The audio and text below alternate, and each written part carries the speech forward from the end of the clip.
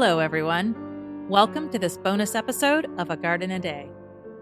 This is the second in the series of bonus episodes this October. Each Friday, I will be bringing you a ghost story. I do hope you enjoyed today's episode and will join me here next Friday for another spooky tale. If you fear you might forget, might I ask you to subscribe or follow this podcast? That way, you will be notified when the next story arrives at your podcast player. Today's story is The Wind in the Rosebush by Mary E. Wilkins Freeman, from a collection of stories published under the title The Wind in the Rosebush and Other Stories of the Supernatural, published in 1903, placing this story today in the public domain. Mary E. Wilkins began writing short stories in verse when she was a teenager. Her career as a short story writer began in 1881 with the story The Ghost Family. While she spent much of her formative years in Massachusetts and Vermont, she visited New Jersey when she was 40 years old and met Dr. Charles Manning Freeman, whom she would go on to marry 10 years later. She lived the rest of her life in New Jersey. The house where they lived in Middlesex County for 5 years, and where she wrote 47 of her works, including today's story, was added to the National Register of Historic Places in 2020. Mary E. Wilkins Freeman was fond of roses and the colors of autumn foliage. She kept 2 rose gardens at her house in New Jersey and tended to them with care. Many of her stories included gardens and plants and centered on the everyday lives of ordinary people in ordinary New England villages. Though, as we will find in today's story, what begins as ordinary doesn't always stay that way. In 1926, she became the first recipient of the William Dean Howells Medal for Distinction in Fiction from the American Academy of Arts and Letters. She died in 1930, aged 77. During her career, she produced a dozen novels and the same number of short story collections. From one of those collections came today's story. So let's begin.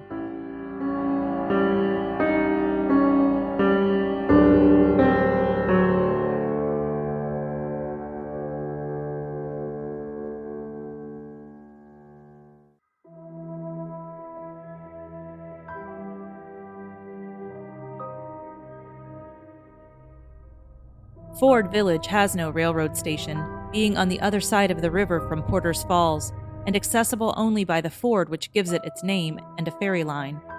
The ferry boat was waiting when Rebecca Flint got off the train with her bag and lunch basket. When she and her small trunk were safely embarked, she sat stiff and straight and calm in the ferry boat as it shot swiftly and smoothly across stream. There was a horse attached to a light country wagon on board, and he pawed the deck uneasily. His owner stood near with a wary eye upon him, although he was chewing with as dully reflective an expression as a cow. Beside Rebecca sat a woman of about her own age, who kept looking at her with furtive curiosity. Her husband, short and stout and saturnine, stood near her. Rebecca paid no attention to either of them. She was tall and spare and pale, the type of a spinster, yet with rudimentary lines and expressions of matronhood.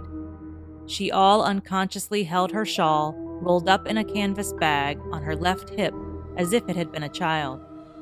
She wore a settled frown of dissent at life, but it was the frown of a mother who regarded life as a froward child, rather than as an overwhelming fate.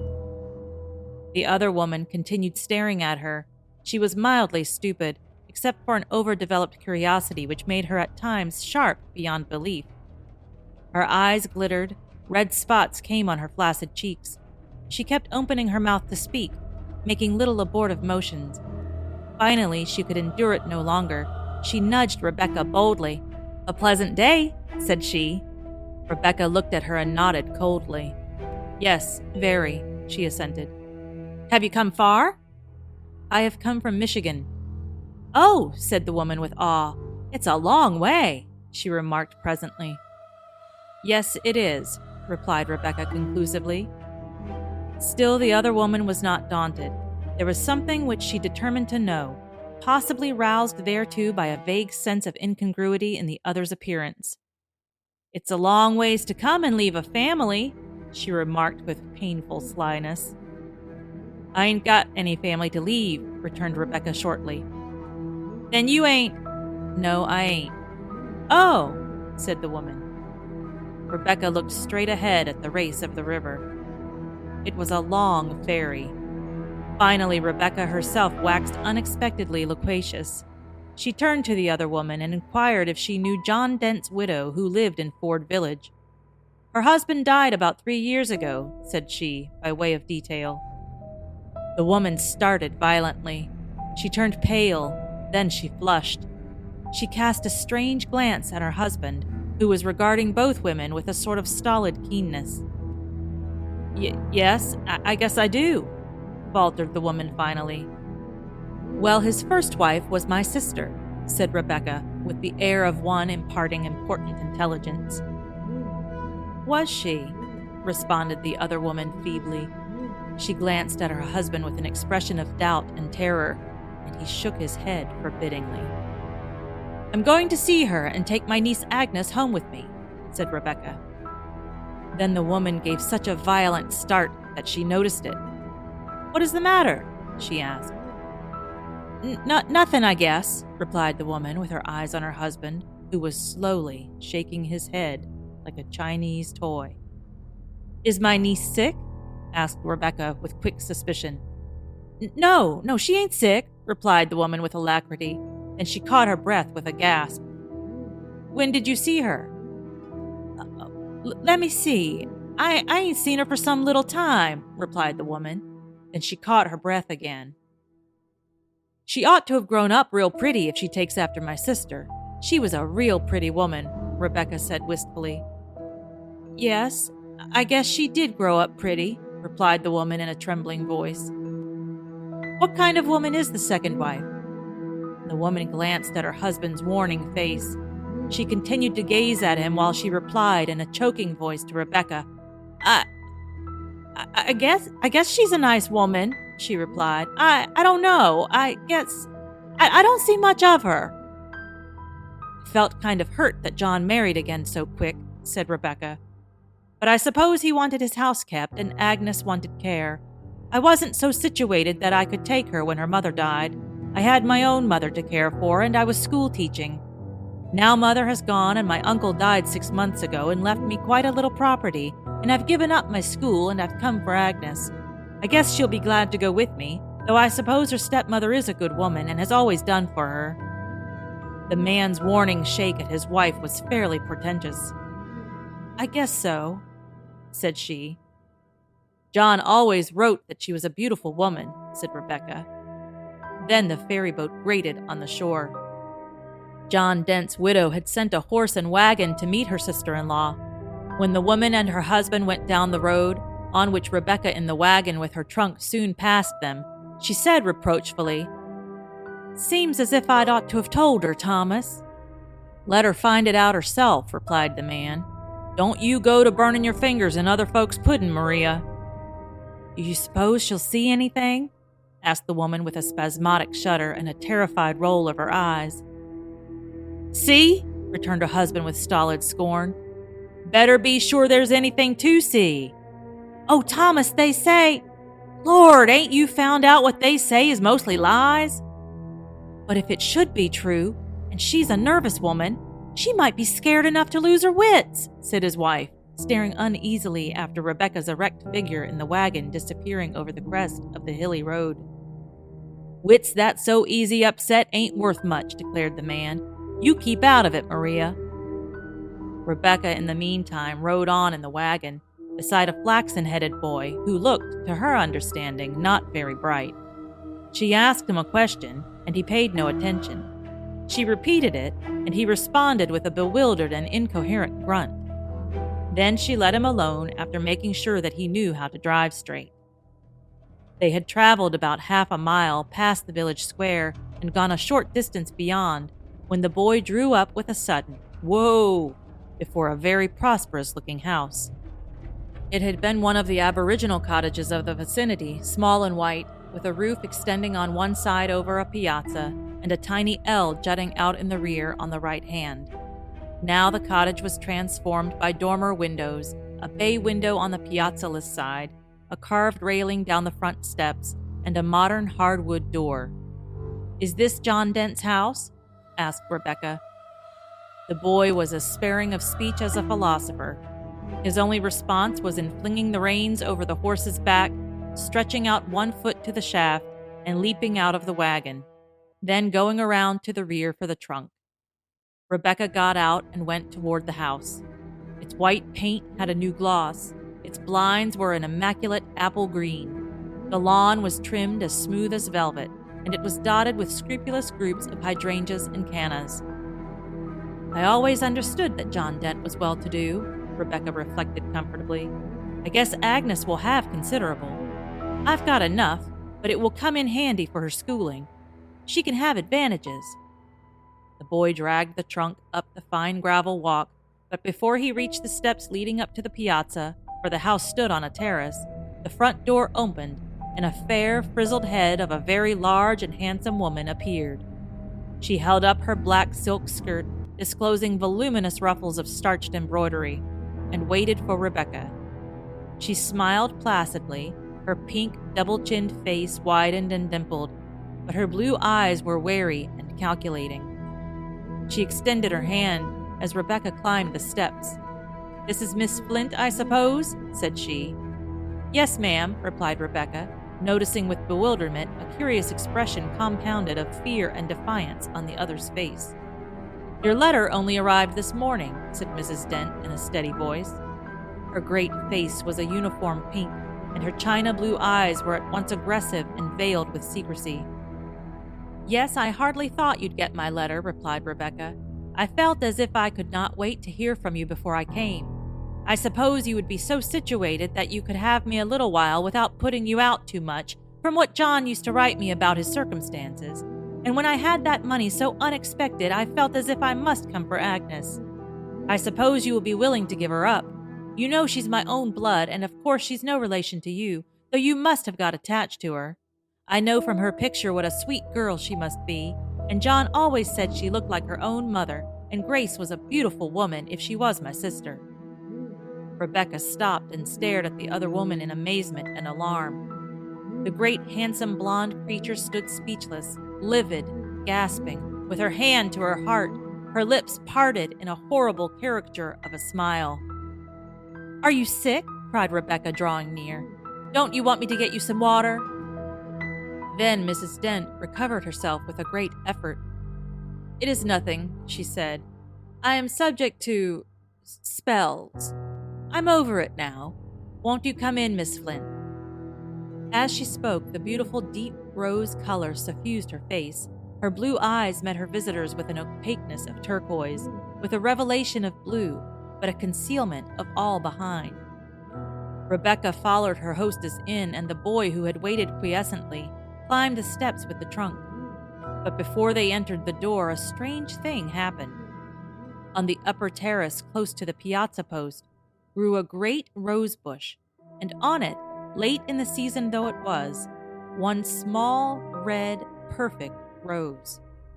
Rebecca looked at it, and the other woman extended her hand with a quick gesture. "Don't you pick that rose!" she brusquely cried. Rebecca drew herself up with stiff dignity. "I ain't in the habit of picking other folks' roses without leave," said she. As Rebecca spoke, she started violently and lost sight of her resentment, for something singular happened. Suddenly the rose bush was agitated violently, as if by a gust of wind, yet it was a remarkably still day. Not a leaf of the hydrangea standing on the terrace close to the rose trembled. "What on earth?" began Rebecca. Then she stopped with a gasp at the sight of the other woman's face. Although a face, it gave somehow the impression of a desperately clutched hand of secrecy. "Come in," said she in a harsh voice, which seemed to come forth from her chest with no intervention of the organs of speech. "Come into the house. I'm getting cold out here." "What makes that rose bush blow so when there isn't any wind?" asked Rebecca, trembling with vague horror, yet resolute. "I don't see as it is blowing," returned the woman calmly. And as she spoke, indeed, the bush was quiet. "It was blowing," declared Rebecca. "It isn't now," said Mrs. Dent. I can't try to account for everything that blows out of doors. I have too much to do." She spoke scornfully and confidently with defiant, unflinching eyes, first on the bush, then on Rebecca, and led the way into the house. "It looked queer," persisted Rebecca, but she followed, and also the boy with the trunk. Rebecca entered an interior, prosperous, even elegant, according to her simple ideas. There were Brussels carpets, lace curtains, and plenty of brilliant upholstery and polished wood. "You're real nicely situated," remarked Rebecca after she had become a little accustomed to her new surroundings, and the two women were seated at the tea table. Mrs. Dent stared with a hard complacency from behind her silver-plated service. "Yes, I be," said she. "You got all the things new?" said Rebecca hesitatingly, with a jealous memory of her dead sister's bridal furnishings. "Yes," said Mrs. Dent. "I was never one to want dead folks' things, and I had money enough of my own, so I wasn't beholden to John. I had the old duds put up at auction. They didn't bring much."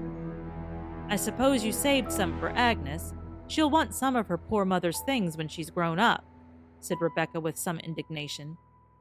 The defiant stare of Mrs. Dent's blue eyes waxed more intense. "There's a few things up garret," said she. "She'll be likely to value them," remarked Rebecca. As she spoke, she glanced at the window. "Isn't it most time for her to be coming home?" she asked. "Most time," answered Mrs. Dent carelessly. "But when she gets over to Addie Slocum's, she never knows when to come home." "Is Addie Slocum her intimate friend?" "Intimate as any." "Maybe we can have her come out to see Agnes when she's living with me," said Rebecca wistfully. "I suppose she'll be likely to be homesick at first." "Most likely," answered Mrs. Dent. "Does she call you Mother?" Rebecca asked. "No, she calls me Aunt Emmeline," replied the other woman shortly. "When did you say you were going home?" "In about a week, I thought, if she can be ready to go so soon," answered Rebecca with a surprised look. She reflected that she would not remain a day longer than she could help after such an inhospitable look and question. "Oh, as far as that goes," said Mrs. Dent, "it wouldn't make any difference about her being ready. She could go home whenever you felt that you must, and she could come afterward." "Alone?" "Why not? She's a big girl now, and you don't have to change cars." "My niece will go home when I do and not travel alone. And if I can't wait here for her in the house that used to be her mother's and my sister's home, I'll go and board somewhere," returned Rebecca with warmth. "Oh, you can stay here as long as you want to. You're welcome," said Mrs. Dent. Then Rebecca started. "There she is," she declared in a trembling, exultant voice. Nobody knew how she longed to see the girl. "She isn't as late as I thought she'd be," said Mrs. Dent, and again that curious, subtle change passed over her face, and again it settled into that stony impassiveness. Rebecca stared at the door, waiting for it to open. "Where is she?" she asked presently. "I guess she stopped to take off her hat in the entry," suggested Mrs. Dent. Rebecca waited. "Why don't she come? It can't take her all this time to take off her hat." For answer, Mrs. Dent rose with a stiff jerk and threw open the door. "Agnes!" she called. "Agnes!" Then she turned and eyed Rebecca. "She ain't there." "I saw her pass the window," said Rebecca in bewilderment. "You must have been mistaken." "I know I did," persisted Rebecca. "You couldn't have." "I did. I saw first a shadow go over the ceiling, then I saw her in the glass there." She pointed to a mirror over the sideboard opposite. "And then the shadow passed the window." "How did she look in the glass?" "Little and light-haired, with the light hair kind of tossing over her forehead." "You couldn't have seen her." "Was that like Agnes?" "Like enough, but of course you didn't see her. You've been thinking so much about her that you thought you did." "You thought you did?" "I thought I saw a shadow pass the window, but I must have been mistaken. She didn't come in, or we would have seen her before now. I knew it was too early for her to get home from Addie Slocum's anyhow." When Rebecca went to bed, Agnes had not returned. Rebecca had resolved that she would not retire until the girl came, but she was very tired, and she reasoned with herself that she was foolish. Besides, Mrs. Dent suggested that Agnes might go to the church social with Addie Slocum. When Rebecca suggested that she be sent for and told that her aunt had come, Mrs. Dent laughed meaningly. "I guess you'll find out that a young girl ain't so ready to leave a sociable where there's boys to see her aunt," said she. "She's too young," said Rebecca incredulously and indignantly. "She's 16, replied Mrs. Dent, "and she's always been great for the boys." "She's going to school 4 years after I get her before she thinks of boys," declared Rebecca. "We'll see," laughed the other woman. After Rebecca went to bed, she lay awake a long time listening for the sound of girlish laughter and a boy's voice under her window. Then she fell asleep. The next morning she was down early. Mrs. Dent, who kept no servants, was busily preparing breakfast. "Don't Agnes help you about breakfast?" asked Rebecca. "No, I let her lay," replied Mrs. Dent shortly. "What time did she get home last night?" "She didn't get home." "What?" "She didn't get home. She stayed with Addie. She often does." "Without sending you word?" "Oh, she knew I wouldn't worry." "When will she be home?" "Oh, I guess she'll be along pretty soon." Rebecca was uneasy, but she tried to conceal it, for she knew of no good reason for uneasiness.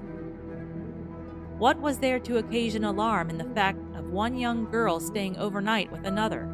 She could not eat much breakfast. Afterwards, she went out on the little piazza, although her hostess strove furtively to stop her. "Why don't you go out back of the house? It's real pretty, a view over the river," she said. "I guess I'll go out there," replied Rebecca. She had a purpose, to watch for the absent girl. Presently, Rebecca came hustling into the house through the sitting room into the kitchen where Mrs. Dent was cooking. "That rosebush!" she gasped. Mrs. Dent turned and faced her. "What of it?" "It's a-blowing." "What of it?" "There isn't a mite of wind this morning." Mrs. Dent turned with an inimitable toss of her fair head.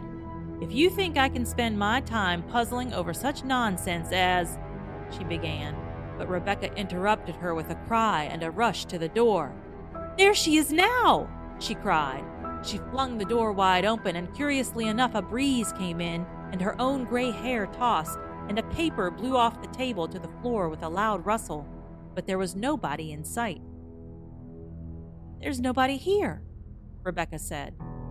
She looked blankly at the other woman, who brought her rolling pin down on a slab of pie crust with a thud. "I didn't hear anybody," she said calmly. "I saw somebody pass that window." "You were mistaken again." "I know I saw somebody." "You couldn't have. Please shut that door." Rebecca shut the door. She sat down beside the window and looked out on the autumnal yard, with its little curve of footpath to the kitchen door. "What smells so strong of roses in this room?" she said presently. She sniffed hard. "I don't smell anything but these nutmegs." "It is not nutmeg." "I don't smell anything else." "Where do you suppose Agnes is?" "Oh, perhaps she's gone over the ferry to Porter's Falls with Addie. She often does. Addie's got an aunt over there, and Addie's got a cousin, a real pretty boy." "You suppose she's gone over there?" "Maybe. I shouldn't wonder." "When should she be home?" "Oh, not before afternoon." Rebecca waited with all the patience she could muster. She kept reassuring herself, telling herself that it was all natural, that the other woman could not help it, but she made up her mind that if Agnes did not return that afternoon, she should be sent for. When it was 4 o'clock, she started up with resolution. She had been furtively watching the onyx clock on the sitting-room mantel. She had timed herself. She had said that if Agnes was not home by that time, she should demand that she be sent for. She rose and stood before Mrs. Dent, who looked up coolly from her embroidery. "I've waited just as long as I'm going to," she said. "I've come way from Michigan to see my own sister's daughter and take her home with me. I've been here ever since yesterday, 24 hours, and I haven't seen her. Now I'm going to. I want her sent for." Mrs. Dent folded her embroidery and rose. "Well, I don't blame you," she said. "It is high time she came home. I'll go right over and get her myself." Rebecca heaved a sigh of relief. She hardly knew what she had suspected or feared, but she knew that her position had been one of antagonism, if not accusation, and she was sensible of relief. "I wish you would," she said gratefully, and went back to her chair, while Mrs. Dent got her shawl and her little white head tie.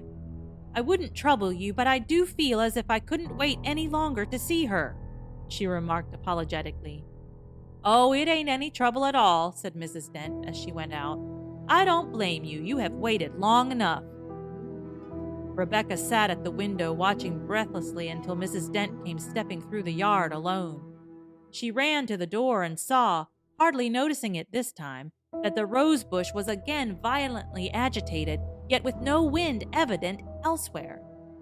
"Where is she?" she cried. Mrs. Dent laughed with stiff lips as she came up the steps over the terrace. "Girls will be girls," said she. "She's gone with Addie to Lincoln.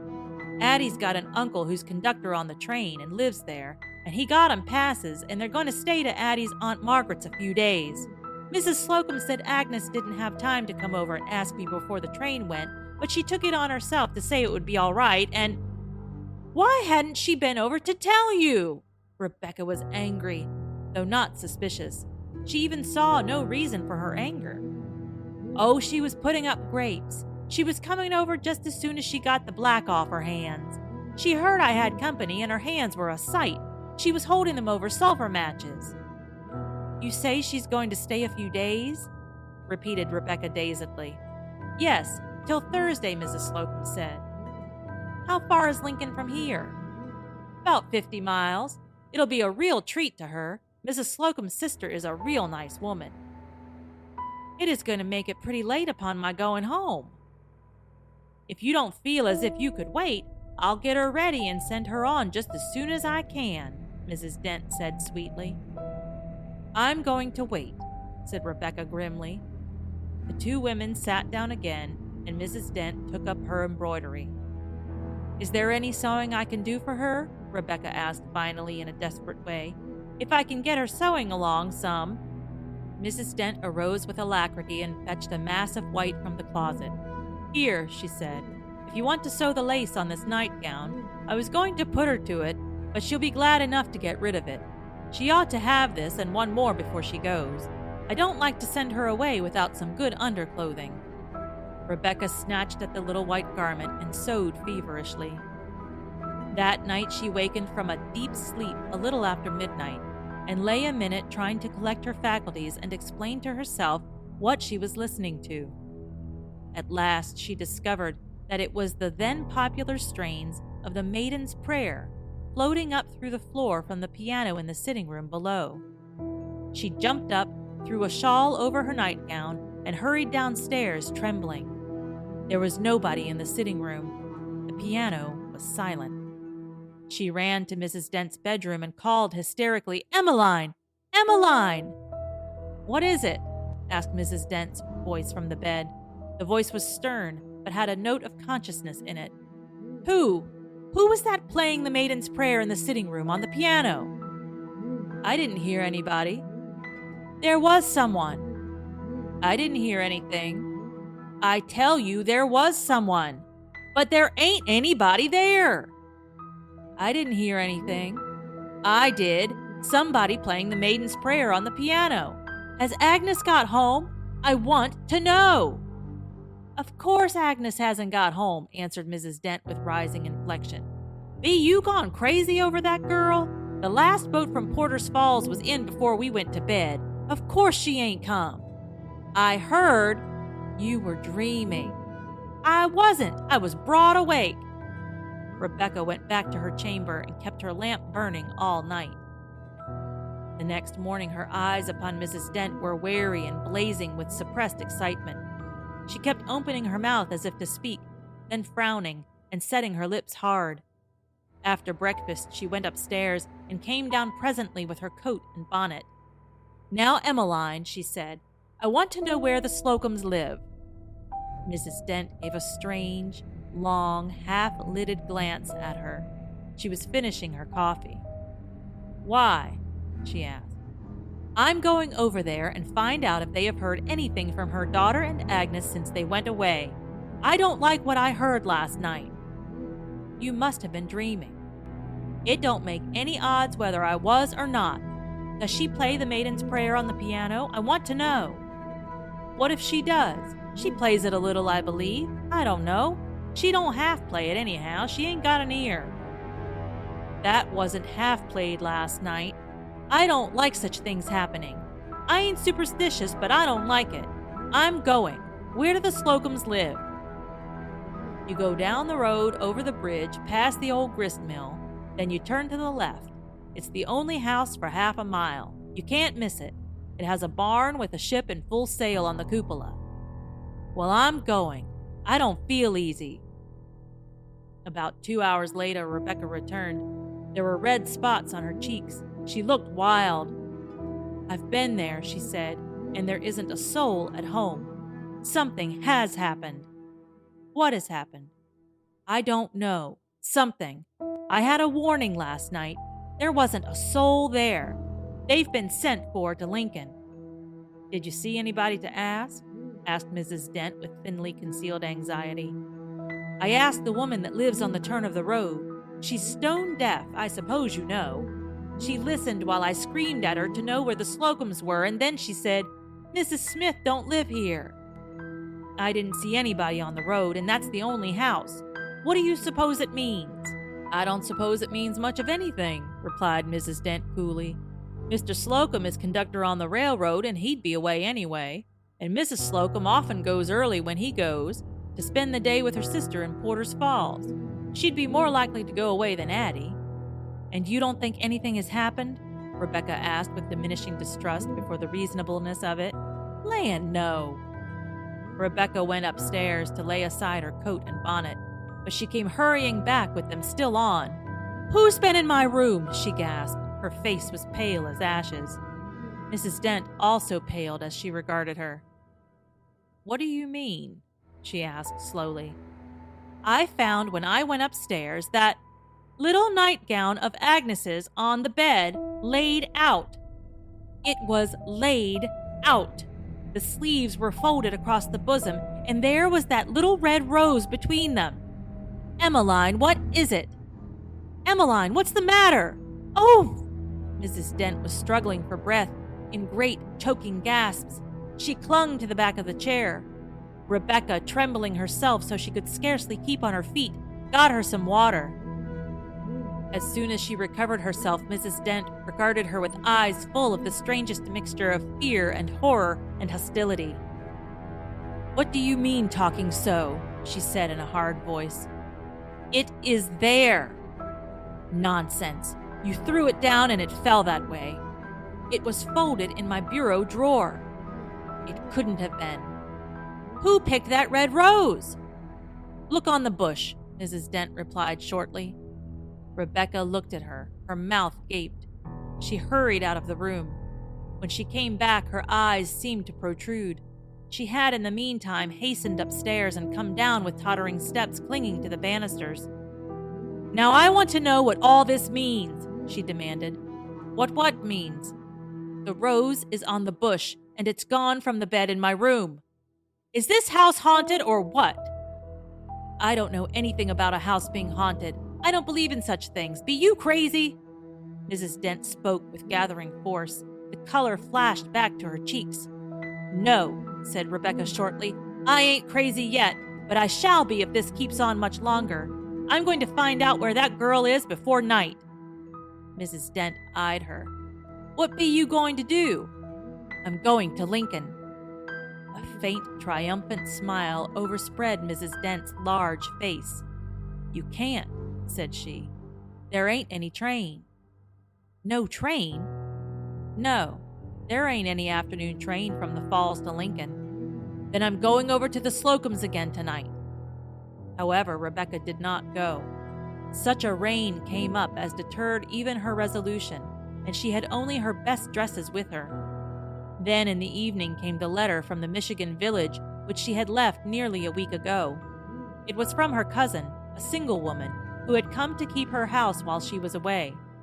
It was a pleasant, unexciting letter enough, all the first of it, and related mostly how she missed Rebecca, how she hoped she was having pleasant weather and kept her health, and how her friend Mrs. Greenaway had come to stay with her since she had felt lonesome the first night in the house.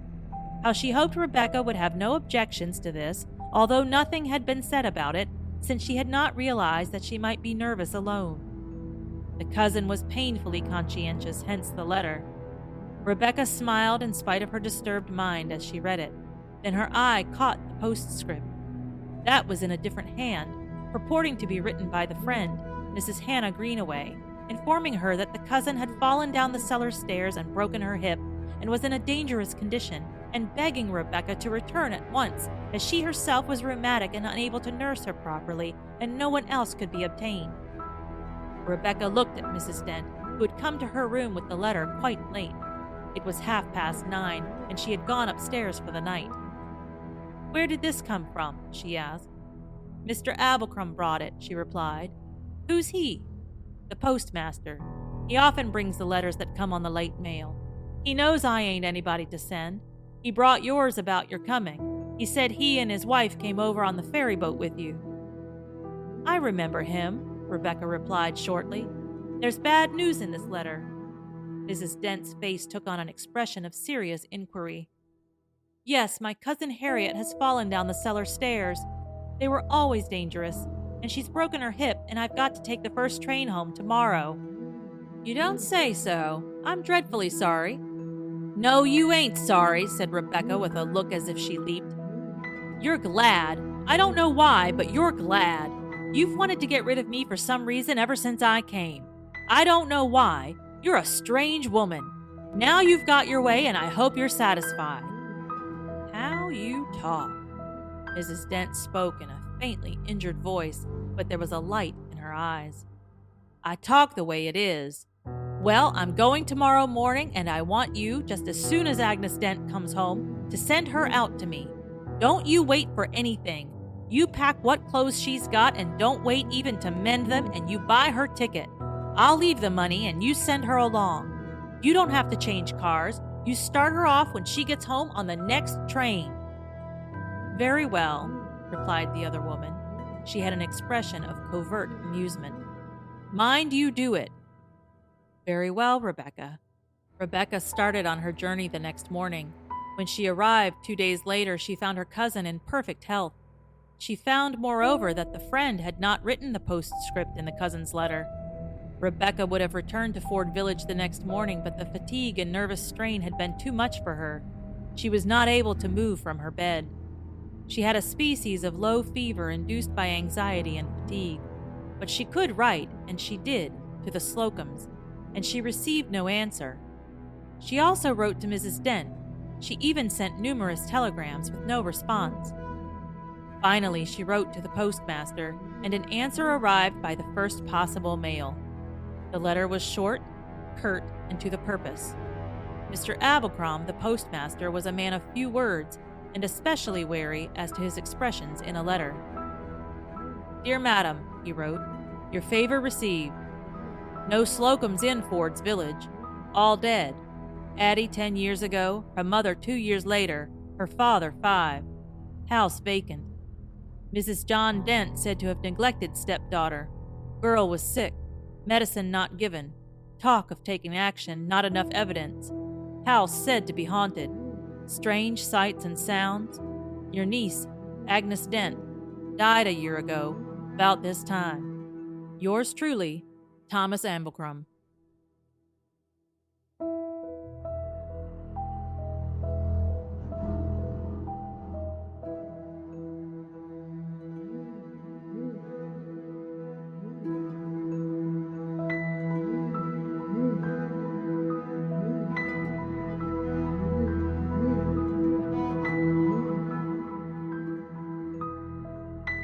I hope you have enjoyed today's story. If you're a fan of the regular podcast episodes, you might already know that I've chosen a rose garden in New Jersey for today's episode. I think that's a fine companion to this story. If you haven't listened yet, give it a go. The episode is already waiting for you. To purchase your own copy of The Wind in the Rosebush and Other Stories of the Supernatural by Mary E. Wilkins Freeman, please visit our bookshop. You will find it on our book list for A Garden a Day. I've included a link to Bookshop in the notes. Join us here next Friday for another spooky tale. See you then.